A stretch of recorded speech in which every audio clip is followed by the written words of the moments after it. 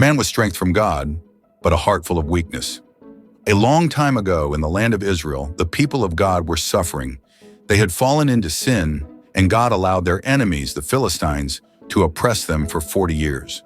The Israelites cried out for deliverance, longing for someone to save them from their suffering. God heard their cries and had a plan, but His ways are not like ours. He didn't choose a mighty warrior already trained or a great leader. Instead, He started with a promise to a barren woman. This woman, whose name is not mentioned in the Bible, was married to a man named Manoah. They had no children, and for years she had carried the pain of being childless. Then one day while she was alone, an angel of the Lord appeared to her. He was radiant and otherworldly, and his voice was filled with authority and peace. "You are barren," the angel said, "but you will conceive and give birth to a son. He will be set apart for God from the moment of his birth. No razor must ever touch his head, for he will be a Nazirite, dedicated to God. Through him, God will begin to deliver Israel from the Philistines." The woman was overwhelmed with awe and joy. She ran to tell her husband Manoah everything the angel had said. But Manoah wanted to hear it for himself. He prayed to God, asking that the angel return to them and explain how they should raise the boy. God heard Manoah's prayer, and the angel appeared again. This time, both Manoah and his wife listened carefully as the angel repeated the instructions. The boy was to be holy, set apart for God's purposes. Manoah, still amazed by the angel's words, asked for a sign. He prepared a burnt offering, and as the flames rose, the angel ascended into heaven in the fire. Manoah and his wife fell to the ground in awe, realizing they had seen a messenger of God. They knew their child would be no ordinary boy, the birth of Samson. In due time, the woman gave birth to a son, just as the angel had promised. They named him Samson, meaning like the sun. As he grew, the Spirit of the Lord began to work in him, and it became clear that he was chosen for something great. Samson was no ordinary child. His strength was beyond human. But along with his strength came a restless spirit and a heart prone to temptation. Samson's uncut hair was a visible sign of his Nazirite vow, his dedication to God.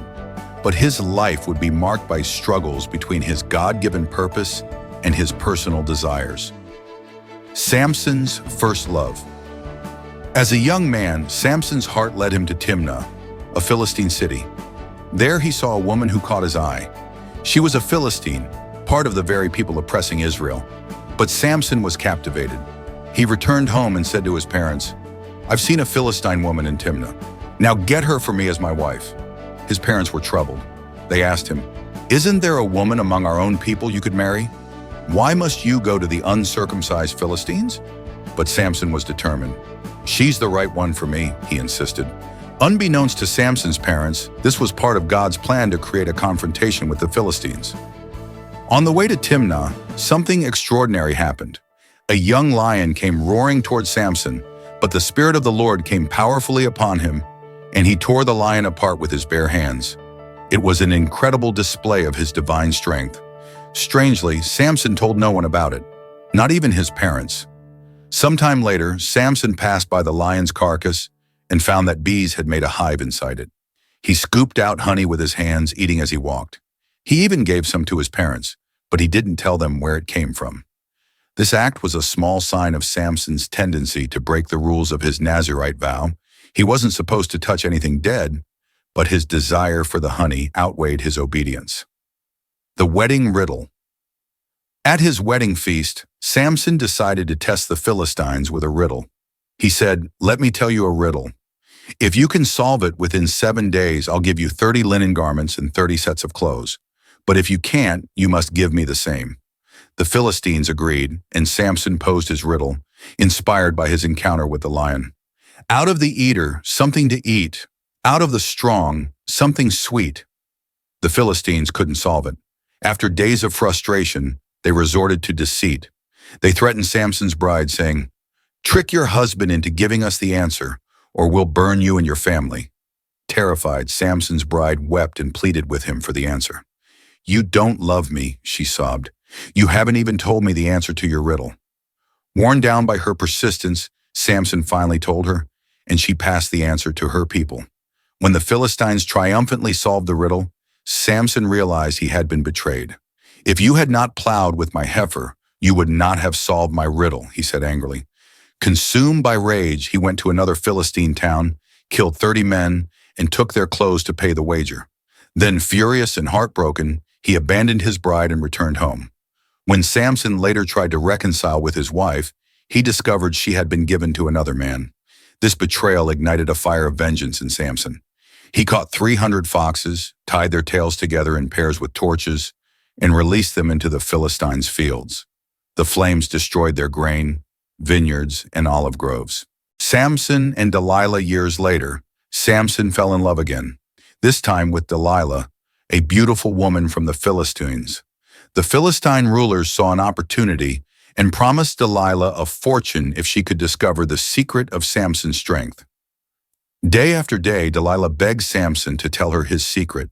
At first, Samson toyed with her, giving false answers. But Delilah was relentless, and her persistence wore him down. Finally, he revealed the truth.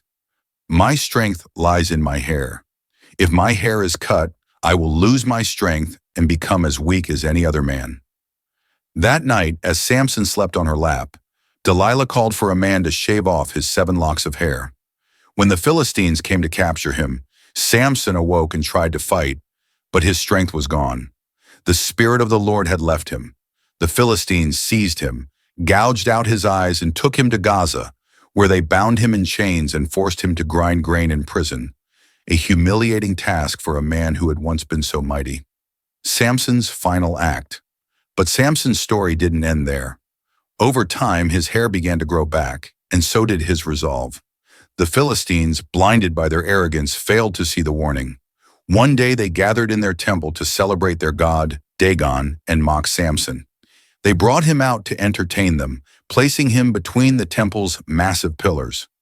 Blind and broken, Samson prayed to God, "Sovereign Lord, remember me. Strengthen me just once more, so that I may take vengeance on the Philistines for my eyes." With one final surge of strength, Samson pushed against the pillars with all his might. The temple collapsed, killing thousands of Philistines and Samson himself. In his death, he achieved the greatest victory of his life, dealing a devastating blow to Israel's enemies. Samson's story is a powerful reminder of God's ability to use imperfect people for his purposes. Though Samson was flawed and often led by his desires, God's plan still prevailed through him. His life teaches us that even in our weakness and failure, God's strength can shine.